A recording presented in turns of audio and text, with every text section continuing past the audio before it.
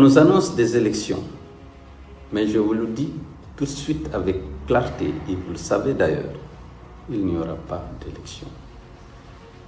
Il y aura une mascarade électorale dont le seul objectif est de donner un semblant de légitimité et de légalité à la confiscation programmée du pouvoir par Mamadi Doumbouya en violation de son serment et de sa parole d'officier.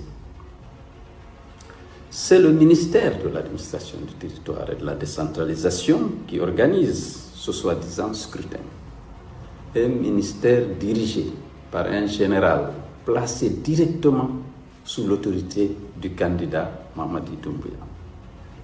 Comme vous le savez, tous les gouverneurs, tous les préfets, la quasi-totalité des sous-préfets sont des officiers ou sous-officiers issus de l'armée, de la gendarmerie ou de la police. Ils sont tous nommés par décret et tenus par la solidarité de corps et la discipline administrative et militaire.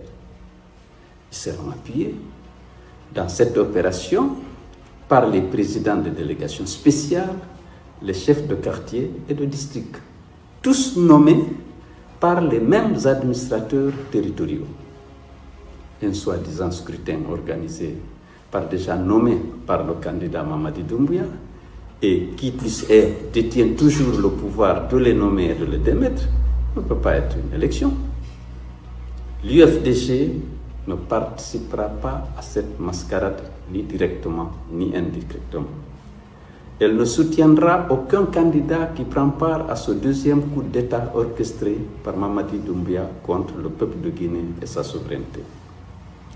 Refuser de participer, ce n'est pas fuir le combat, c'est défendre la République et ses valeurs et surtout défendre le droit du peuple de Guinée de choisir librement ses dirigeants à travers des élections inclusives, libres et transparentes. Refuser de prendre part à cette mascarade électorale dont les résultats sont connus d'avance, c'est aussi et surtout refuser la continuation d'une gouvernance mortifère marquée par des violations massives et récurrentes des droits de l'homme et des libertés publiques.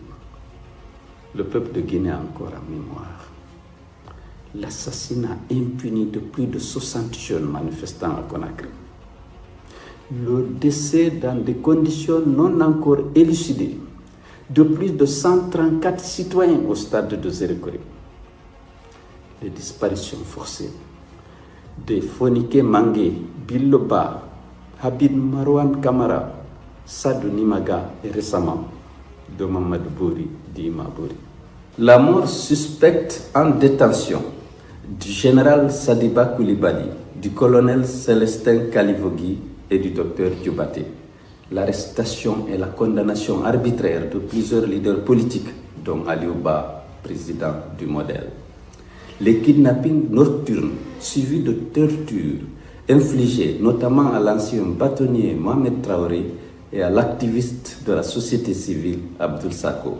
L'enlèvement du père du journaliste Babila Keita et des enfants innocents de l'artiste Eli Kamano.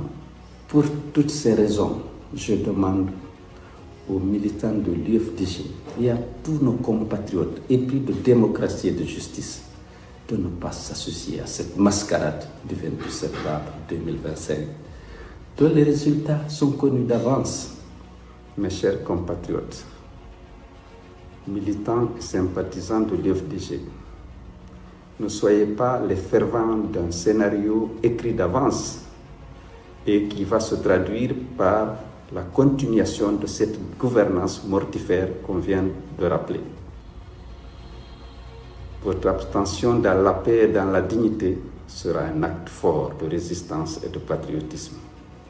La Guinée mérite mieux et elle mérite d'être dirigée par des institutions fortes, des hommes intègres, issus d'élections inclusives, libres et transparentes. Je vous le promets fermement, l'UFDG restera aux côtés du peuple de Guinée pour poursuivre ce combat exaltant jusqu'au triomphe de la démocratie et de l'état de droit dans notre pays. Que Dieu bénisse la Guinée, que Dieu protège notre peuple.